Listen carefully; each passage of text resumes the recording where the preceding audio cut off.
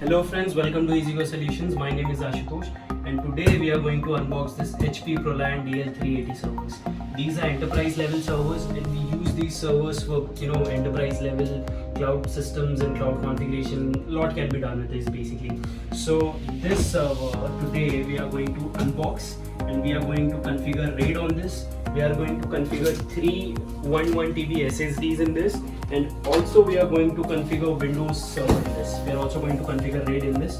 Don't forget. So today what you'll be learning is how to configure this server, Windows Server in it, RAID in it, and how do you configure the whole thing, basically how do you set the whole environment. Thank you. तो चलिए दोस्तों शुरू करते हैं. ये cutter but हमको इसकी ज़रूरत पड़ेगी नहीं अभी क्योंकि ये चीज़ें डायरेक्ट ओपन होती हैं.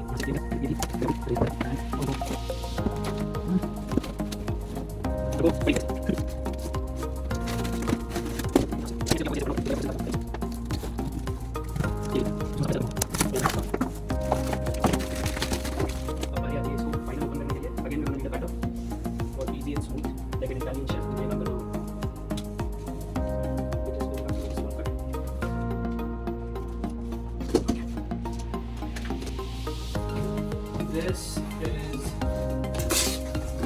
it. ये है everything unboxed. और ये जो है आप यहाँ पे देख सकते हैं, ये रैक पे इसको होल्ड करने के लिए दिए गए होंगे. और ये जो है इसमें केबल्स हैं हमारे पास. ये 2 पावर केबल्स दिए गए हैं. Since this is dual SMPS dual power supply है इसमें फॉर हैवी प्रोसेसिंग, इसलिए वी हैव 2 पावर केबल्स. इसमें क्या है, let's begin and see what's inside it.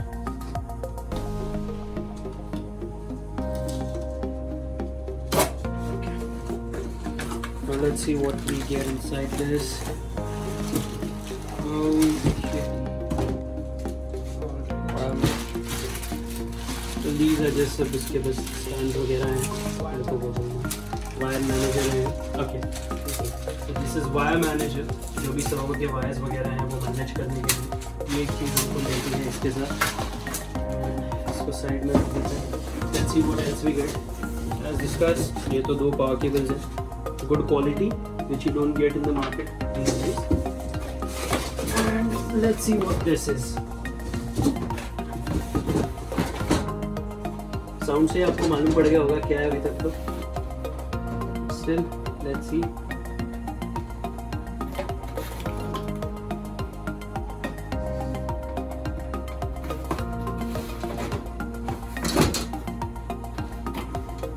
Rack में इसको डालने के लिए, प्लेस करने के लिए इसके स्लाइडर्स वगैरह हैं. ये these we're going to look into later. For now let's focus on this server. Now since we've seen इसके साथ जो accessories आती हैं, let's focus on what's in this server. So this is just to keep insects away. These are basic thermoballs. इनको निकाल देते हैं. Here's the beast. ये आपको warranty information and instructions और वो सारी चीजें हैं. So we're gonna come into this later. This is important. Okay. Alright. There it is. This is the server. This is it. Let's see what's inside it.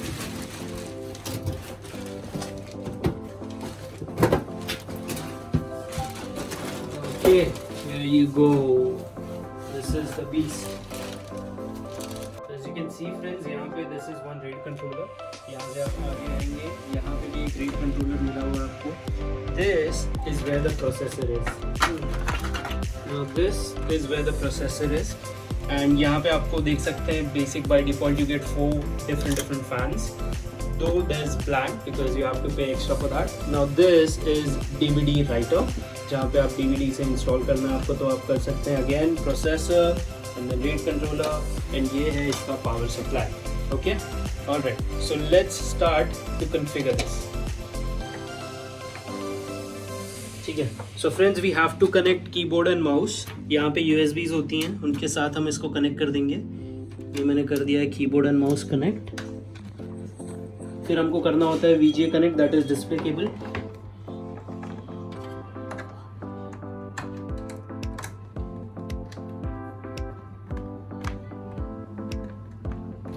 and then we have to connect the power cable. Now note, इसके साथ आपको सिर्फ extension मिलता है, आपको power cable खुद का लगाना पड़ता है, and then you have to connect it to the extension, and then वो एक्सटेंशन जाता है डायरेक्टली आपके बोर्ड में। ये हमने चालू कर दिया है, हमने सिर्फ पावर सप्लाई इनेबल किया है, अब तक हमने पावर बटन प्रेस नहीं किया है। ये सप्लाई खुद लेता है करंट को रेगुलेट करने के लिए, ताकि सर्वर पे कम वोल्टेज ना जाए, सर्वर पे एक बार में भारी वोल्टेज ना जाए। हमने सिर्फ बटन ऑन किया है नीचे से, एंड हम अभी सर्वर ऑन करेंगे। आगे आपके पास बटन होंगी सर्वर ऑन करने के लिए, you can see it, it's right here. Now when this yellow light blinks, that means the server is in stand by mode and we can start it. I am going to press it.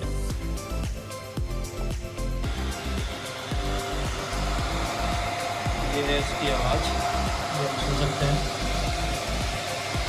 Fans.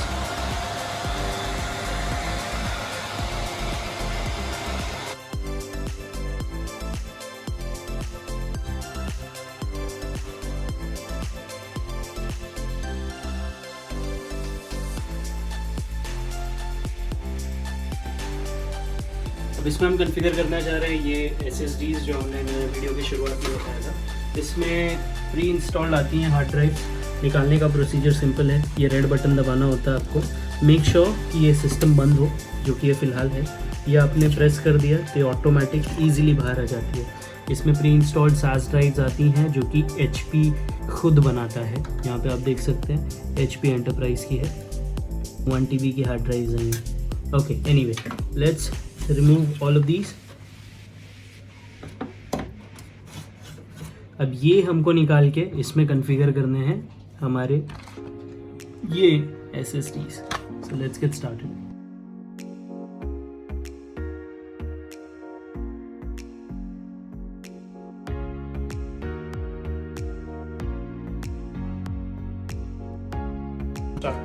सो ये हमने ready कर लिए हैं friends. इसमें से हमने SAS drives निकाल के SSDs डाल दिए हैं, किंगस्टन की आप देख सकते हो। अब इसको डालने का प्रोसीजर बहुत सिंपल है, बहुत आराम से करना है आपको। यहाँ पे 1 बाय 1 आपको ये पहले प्लेसमेंट देखनी है, परफेक्ट होनी चाहिए। फिर आपको हल्के से प्रेस करके ये बटन प्रेस कर देनी है। बटन नहीं प्रेस करनी है, ऊपर का ये जो हिंज है आप देख पा रहे हो, ये आपको प्रेस करना है। ये भी डाल लेते हैं, इसकी हम डाल देते हैं, ये हो गई सेट।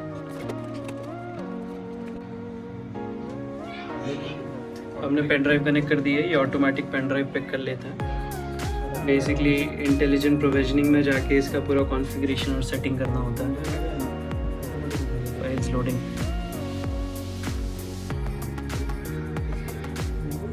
तो अभी हम लोग वो करने वाले हैं जो लोग यूजुअली करते हैं, पेन ड्राइव लगा के डायरेक्ट बूट में जाते हैं। अब उससे प्रॉब्लम क्या होती है वो भी देखते हैं।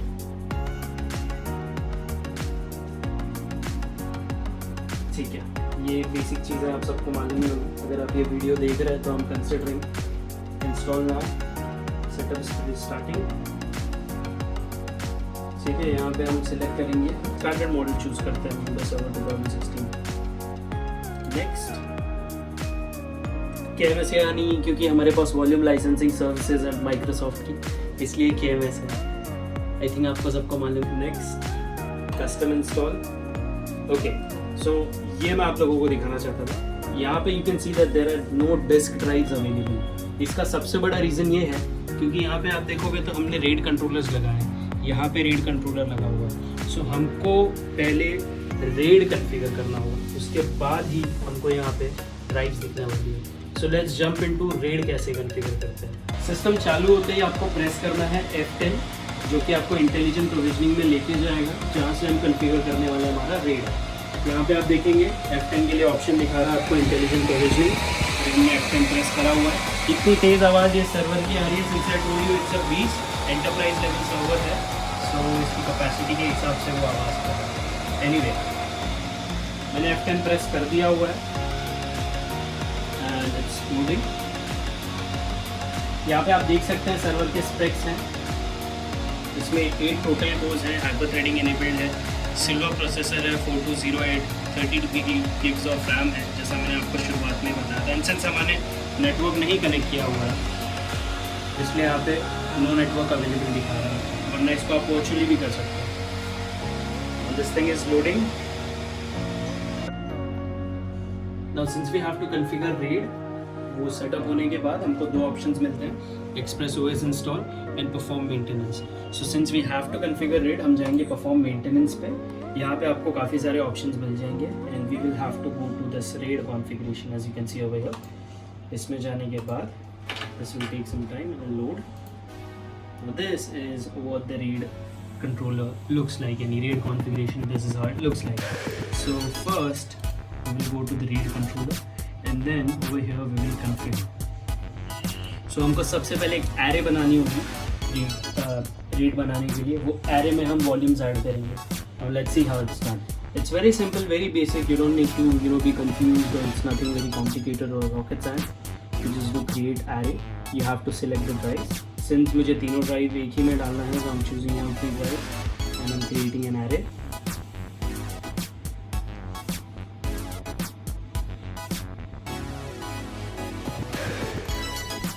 Yes. Now since I chose 3 disks, 1 TB, I'm by default getting the option for RAID 5, and this is what I want to keep it. Rest you don't have to worry about much. You can leave everything as is.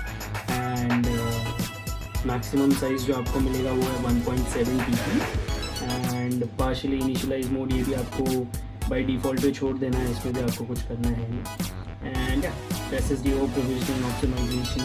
Now we'll have to create logical drives. यहाँ पे we have to choose yes after this.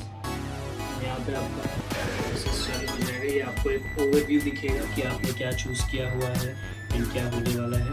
Total usable space जो हमको मिलेगा 2.6 TB and logical drive जो हमारी बनने वाली है वो 1.75 TB. बेसिकली टोटल 1.92 है, but some of it is system utilized as you no.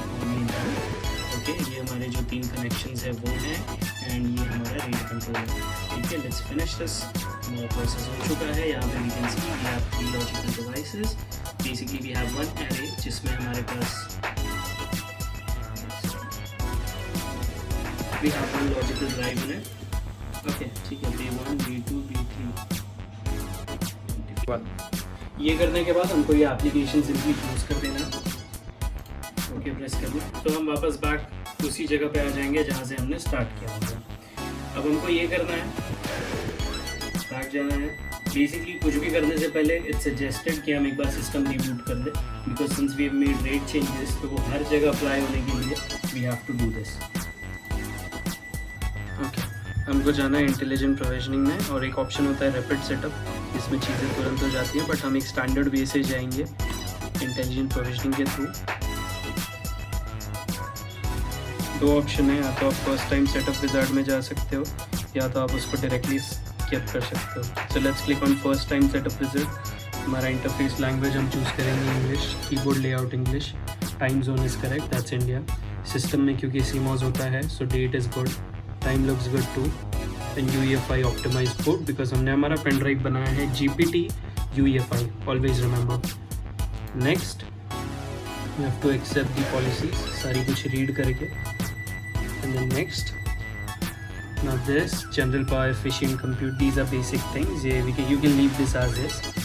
Next करना है network settings, DHCP auto configuration, these all we can leave as is. References set हो गए.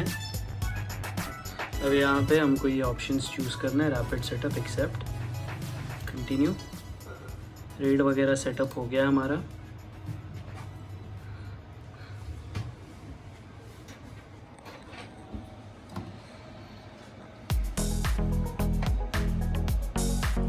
The system contains a RAID controller, but there are already logical drives being created on it. To configure RAID, select manually configure below. अगर हमको basically हमने RAID configure कर दिया हुआ है तो हम जस्ट कंटिन्यू करेंगे डायरेक्ट. हम चूज़ करेंगे हमारा लॉजिकल ड्राइव जो कि हमने कॉन्फ़िगर किया. आपको दिखेगा हमने RAID 5 कॉन्फ़िगर किया था और हमको बताया गया था कि 1.7 TB ऑफ हमको स्टोरेज मिलेगा. As you can see over, हमको ये सिलेक्ट करना है और ये कंटिन्यू करना है हमको. अब हमको ये ऑप्शन चूज़ करना है, that is install Microsoft Windows server from my media. Because हमने RAID कॉन्फ़िगर कर दिया, बायोस सेटिंग्स हमको डिफ़ॉल्ट चाहिए. That's all we need for now. Install Microsoft server, continue. ये automatic scan load drives because हमने एक USB कनेक्ट किया हुआ है. ये सारी सेटिंग्स करने के बाद जब सिस्टम रीबूट होता है तो वो ऑटोमेटिकली यहाँ ये स्टेज पे आ जाता है। यहाँ पे आपको दिखेगा वेटिंग टू बी प्रोसेस्ड, यहाँ पे वो अपनी ISO फाइल्स वगैरह कॉपी करता है और फिर वो कॉपी करने के बाद एक बार फिर रिस्टार्ट होता है एंड देन हमारा विंडोज सेटअप चालू होता है। So guys, once we are done configuring the RAID, we have to reboot the system. We have to boot the system with the server file that we created via USB, that's the bootable drive. And then we also have to put the bootable, the driver of the RAID that we have to download from the website. And you can find it online on HP's official website. So basically what you have to do is, then you just do install via pen drive. That's the first time option that you get. You get the RAID driver somewhere from this page. You see this download button. You just have to choose the driver and you have to download it. And during the installation, it would ask you to load driver. And once you load driver, you just put this file over there. It will detect the drive that is your bootable drive, and it will basically show you all the disk drives that are configured on this system. And after that, you just configure the whole drive and then choose the devices and configure the partitions, and you click next, and rest is and it's happening. When you do all of that, जब आपका Windows वगैरह सब install हो जाएगा, server 2-3 बारी restart होगा। Restart होने के बाद वो आपसे यूजर नेम पासवर्ड वगैरह पूछेगा। Since it's server 2016, the default user is administrator, and you can choose whatever password you want to keep.